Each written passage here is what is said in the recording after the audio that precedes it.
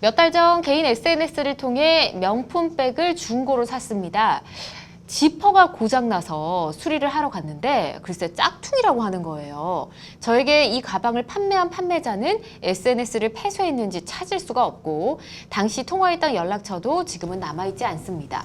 중고라고 해도 명품백이라 100만 원도 넘게 주고 샀는데요. 저에게 가품을 판매한 판매자를 찾아 고소할 방법 없을까요? 라고 보내주셨군요.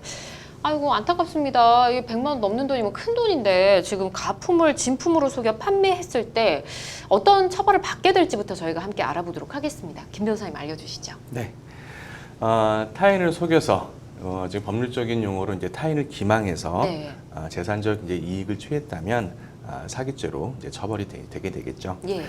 그 보통 이제 개인 중고 거래를 통해서 가짜의 고가품을 판매한 업자들이 네. 처벌이 되는 경우가 많은데 네. 통상 이제 사기죄로 처벌이 되고 있습니다. 네. 그렇군요. 네. 예. 그리고 이제 가품 범죄에 의해서 이제 또 하나의 피해자는 그 진품을 알고 인지 알고 이제 구매한 구매자뿐만 아니라 네. 그 상표를 가지고 있는 상표권자도 아. 피해자라고 볼 수가 있겠죠. 그렇죠. 네. 예. 따라서 가품의 제작자나 판매자는 이제 상표법 위반의 처벌도 받게 되는 것입니다. 네. 그렇군요. 자, 그런데 이제 때로 길거리에서 보면 진품과 아예 오인 가능성이 없는 네.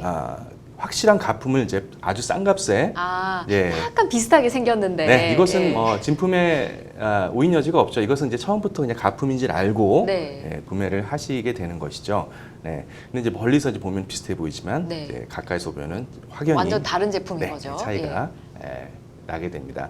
자, 이런 경우는 이제 상표를 이제 침해했다고 보기도 어렵고 또 소비자를 속여서 가품 진품으로 판매한 것으로 보기도 어렵겠죠. 예. 자, 그렇다면 이제 이 경우에는 상표법 위반이나 그 사기죄에는 이제 처벌이 안 되게 되는데요. 네. 네, 이런 경우에도 적용되는 것이 이제 부정경쟁 방지법이라는 것이 있습니다. 아, 그렇군요.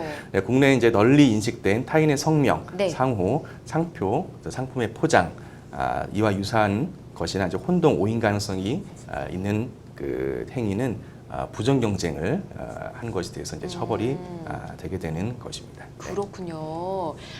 이게 누구나 알아볼 수 있는 그 가품이라고 하긴 좀 그렇고 약간 네. 비슷한 문양들을 좀 넣어서 비슷하게 만든 그런 것도 처벌이 되는군요. 네, 그렇습니다. 알겠습니다. 또 새로운 사실을 알았네요.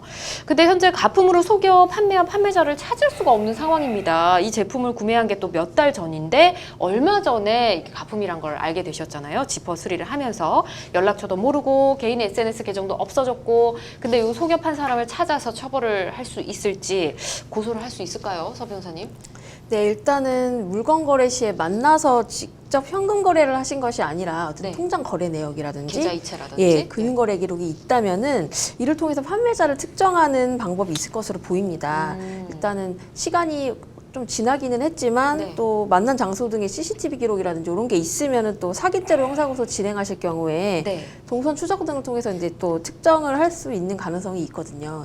근데 조금 시간의 문제인 것 같고 이 부분은 일단은 금융거래 내역이라도 있으면은 네. 피해자를 특정할 수가 있을 것 같습니다. 그렇군요. 일단 한번 찾아보셔야 될 것 같습니다. 몇 달 전인 자료 다 뒤져보셔야 될 것 같고 이 가품 판매자를 찾을 수가 있으면 당연히 고소를 하겠죠. 그러면 고소했을 때 가방을 구매할 때 한 100만 원 넘는 돈 주셨다고 네. 했잖아요. 요거 다시 돌려받을 수 있을까요? 네.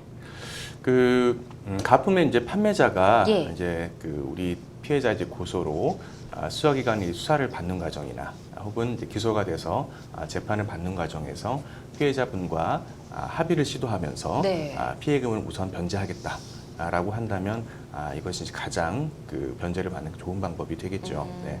다만 가품 판매자가 그렇게 이제 합의를 시도하지 않고 네. 피해금을 적극적으로 변상하지 않는다 그러면 부득이하게 이제 민사소송을 통해서 해결을 할 수밖에 없는 것입니다. 예.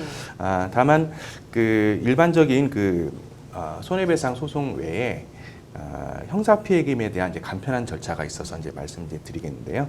고소 시에 형사배상 명령을 이제 신청을 하시는 것입니다. 네.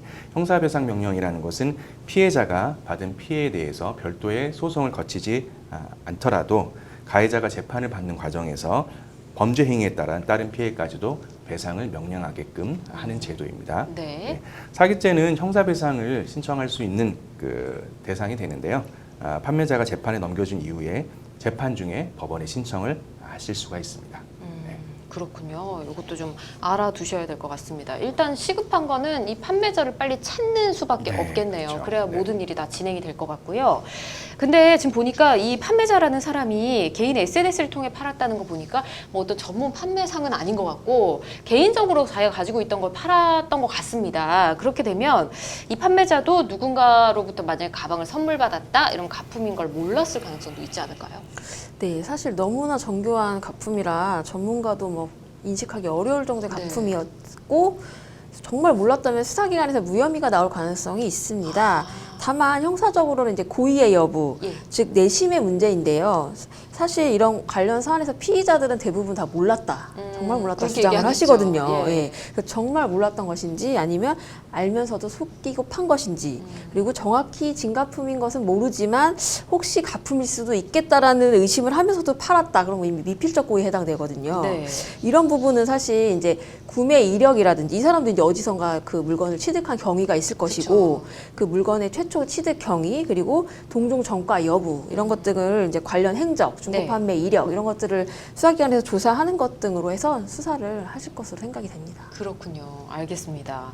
자, 그런 경우도 있지 않습니까? 우리가 뭐 A급 가품이다, 뭐 네. B급 가품이다, 등급도 나누기도 하는데 이렇게 가품 만들어 판매하는 곳이 또 있지 않겠습니까? 네. 근데 가품인 걸 알면서도 뭐 그런 걸 좀 저가로 구매하는 사람도 굉장히 좀 많거든요. 네. 이거 알고도 산 사람도 처벌받게 되나요?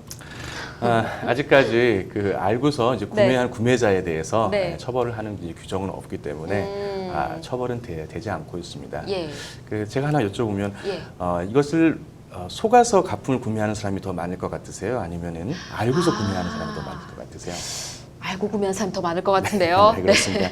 그 통계적으로 이제 제가 한번 통계를 찾아보니까 예. 가품을 구매하시는 분들은 가품인지 알고서 예. 구매하시는 경우가 한 70%가 된다고 오. 하더라고요. 예, 따라서 이런 것 때문에 아마 가품 판매가 이제 예. 근절되지 않는 것일지도 모르겠습니다. 예, 다만 이제 가품 판매가 처벌이 된다는 것은 네. 계속 말씀을 드렸기 때문에 가품을 그래도 구매하지 않으셔야 또 처벌되는 행위도 줄 수가 있겠죠. 네, 알겠습니다.